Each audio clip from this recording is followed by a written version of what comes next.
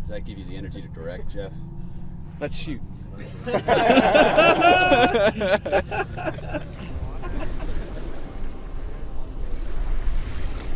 actors ready. Stand by for picture. Action! Mud's been a long time in the making. I first started thinking about this back when I was in college. I was walking around the Little Rock Public Library and I found a book all about people making a living off the river. And I thought, okay, well that needs to be in a film. Jeff is one of the more extraordinary talents, I think, out there working today. Action! What drew me to the project was Jeff as the director. Of course, the script was amazing. I could really capture the scenes by just reading. It wasn't, it was no-brainer. 2 seconds later, I was in. I remember after reading the script because it hit me emotionally, and I thought, my God, I haven't seen anything like this in a long time. It's one of the best scripts I've ever read. Try to never sleep in the same place twice. What you got there? I brought you some food. And scripts really aren't like that. Scripts that get made by good directors and good actors aren't even always like that. It didn't need rewrites. It didn't need me to embellish things. The writing's really good. The identity of Mud is really, really strong. When I first read it, someone had told me it was like kind of like slight similarities to a Huckleberry Finn, which is one of my favorite books growing up. And the fantasy of it all, how someone in love could really put themselves at risk. Stand right here. Matt, over here. We can do a picture. Frame this shot up, please. I feel very comfortable working with Jeff, and I feel like he's a genius, and I really feel like he knows what he's doing. But we need to wrap his head up, huh? It's gonna suck. Jeff is a very thoughtful writer. He plots carefully. His work is deep and rich in character and nuance. And so, first glance, you read a lovely, satisfying adventure story, and then as you read it again and again and you live with it, it just goes deeper and deeper. That was great, guys.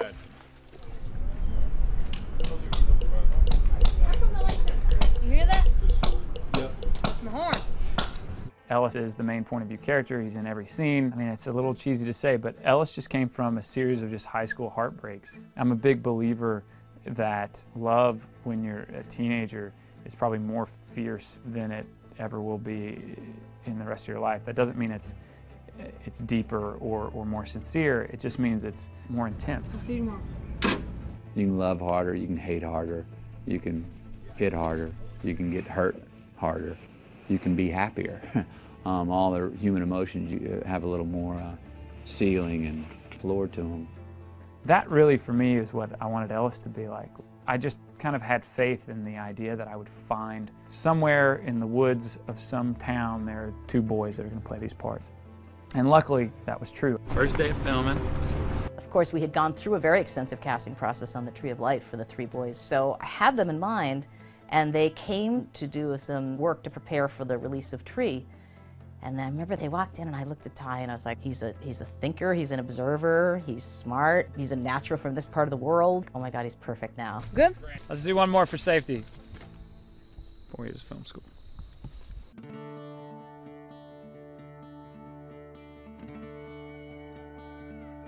Ty had gone through something that is invaluable, which is this insane Terrence Malick improv boot camp.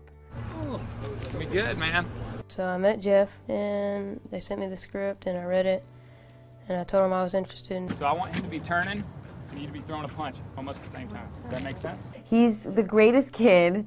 He's just, I think, an incredible raw talent. As soon as I said, okay, just start playing around in that scene. You're looking around a boat that's in a tree.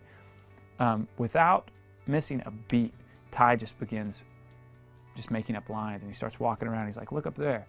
That's where it came down. And he starts like looking through stuff, and he's like, hey, look at this. And so I had this kid who had all this experience being on a film set, but he didn't have maybe the hang-ups that a lot of child actors that you encounter have. Who else knows about this? Just me and Galen. What you think? He don't care about it. Good. This boat's ours. Cut. That's the best one, guys. It's great. It's beautiful.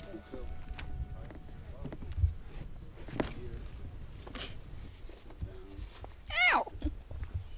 Hand, quit. Hand, no, stay hand. Meanwhile, we were looking for Neckbone in all the same places, Los Angeles, New York, Texas, but our Arkansas casting director, Sarah Tackett, put out a press release saying, let's find Neckbone in Arkansas. And I believe it was Jacob's mom who saw that press release and put it in front of Jacob, who put himself on tape and sent it in. And I remember getting a text from Jeff minutes later saying, you know, holy cow, have you seen the first guy on the tape? Action. He's got this amazing natural Arkansas accent and talking about his hobbies, fishing and hunting, riding dirt bikes. And how do you change the gears? Your feet or you know how to your hands? Your feet on the other side, it's like a peg or something. Do you know how to use the Hit it standard down or do you car? hit it up? Hit it down for first, up for second, third, Fourth. fourth, and fifth. He acts like him. Now, can he perform this character? It'll take twice as long going upriver. Dad's gonna kick our ass. And that's been, for me, the most amazing part of working with Ty and Jacob is that they ingest this material and it comes out and it's natural. Y'all stay out of here. Come on, man. Come on. There's no better discovery than we had with Jacob. We found the right kids for these roles. When did you find out that you got in the part? Like 4 weeks later after you made me wait, like 4 days. And how'd you feel then? Great. He's the real deal. He brings a lot of humor to the movie because he's just so authentic and country. Cut. Hey, Mickey, this thing's only got one start in it, you know that? I mean, you can't manufacture these kind of kids in Hollywood. You know, they're true southern rural boys, you know, that hunt and fish and drive boats. Ty is someone who you can tell he's had some experience under his belt. He understands what's going on, what you need to do. Did you get my phone calls? What? I've been trying to call you. Who's this guy? Get out of my car, kid. Ellis, hold your tongue. And then you got Jacob. He's got a real identity. He knows who he is. I don't get it. You had done it before. Widescreen TVs, right? Have you seen those? Let's I get hate it 35. widescreen. Widescreen sucks. And he's got the confidence to be himself and do something, behave in front of the camera without worrying about the damn camera. Where are the bullets? That was for the gun, not the bullets. Shit. Cut! Belly stop? Nah, that doesn't do anything for the whole approach. It's the way I got there, I think that's more impressive. The sleeping gator? That's cool. Obviously, when you're making a movie called Mud with a character like Mud, it's all about mud. You never said your name. Mud. You can call me Mud. Mud? M-U-D. Matthew was Jeff's first choice from the start. Get a couple where it looks too wonky and dismount, I just hop back up and start hanging on that thing and just swing the tree boom off. Great. He and I have a similar sensibility about what we like about films. He's a linear thinker, logistics. If this changes, he's able to see how it changes other things, the tilt in the whole story. Got it. Like you won't walk away too far. I hear you. Got it. He's stopping in between shots and adding up what he just shot and editing in his head. So he's making the movie as he's going. Hey, Matthew, just for kicks, will you bend at the fire and let me see what a tilt down looks like? Yeah, so here it goes into what's going on, Ellis. Matthew's he's a good guy, and we turned out to be really good friends. Oh, you're a lot heavier than that doggone dummy. He really gets you excited on what you're doing. Action! He's got the physicality to him. Here's a guy that has no problem riding motorcycles, jumping off of boats and climbing up trees. Great! Cut! He himself is always pumped up for a scene. It's really funny to watch him get into character. I mean, I might be able to get out quicker. I just feel like I was going. It was really an eye-opener to see and hear everything he's done and everything he's been through in movies, and he's a very good role model.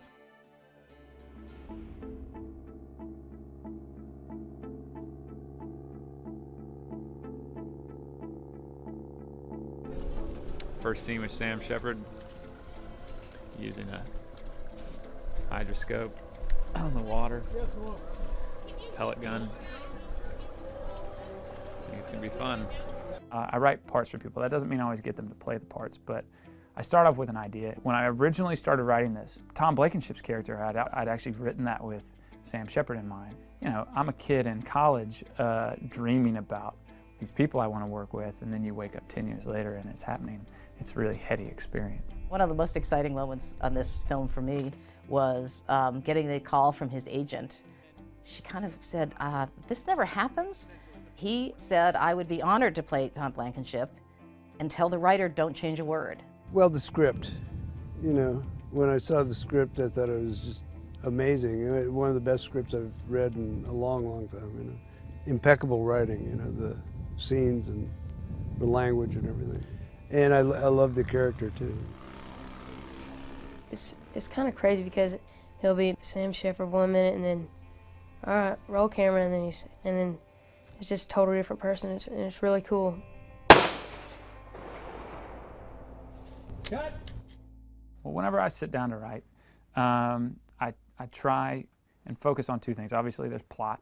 You know, there's what happens. Characters move from point A to point B to C, and stuff happens. But then there's always I try and attach the stories to like a central idea or emotion. That's good news. That's real good news. You know you're out here? No. For Mud, it's all about love. And if I had to pick a type of love, I would say this is maybe unrequited love is the closest thing to it. When you're looking up, because y'all love each other. You look up, you notice her. The core of the movie is this young man's discovery of love, and there's a lot to be learned when you're 14 years old. You fall in love for the first time, and your parents are splitting up, and you have a lot of information come your way, and I think it's about what is romantic love. It's about the dream of what that can be, but it also shows the reality of what that is when it doesn't work out. I like complicated material. I like messy stories that are like life. Stories that leave you satisfied in the moment but keep you thinking. She okay?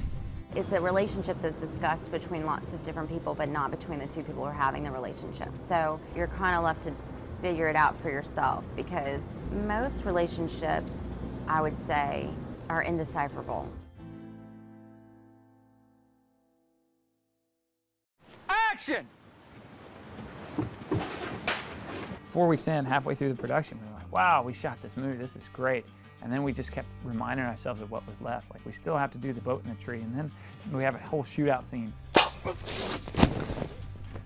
The scope of it has been the biggest hurdle, but it's also been the most kind of thrilling part of it, because you've always got this something cool around the corner to do.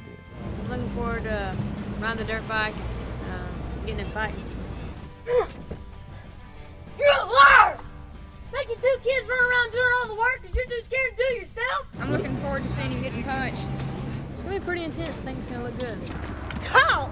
Stop it, Kyle! Well, let's think about it. I mean, you got kids and water and stunts and snakes. You're not scared of snakes? Not really. They're tame. They're tame. You just gotta do it. It's gonna be the greatest snake scene since Raiders of the Lost Ark. All right, Ty, are you ready? 112 snakes all over my body. 100 water snakes, 12 king snakes, I think. B-Mark. Everybody's rolling. Ty, you set? Action, snakes. I called Ty up and said, how do you feel about snakes? He goes, oh, I love snakes. I said, how do you feel about snakes being on you? He said, ah, cool. Can I do that? Have you seen snakes on a plane? No. Have you seen snakes on Ty? I have, and it was awesome. And they smelled bad? They smelled horrible. Like a fart? Like... They were fart snakes?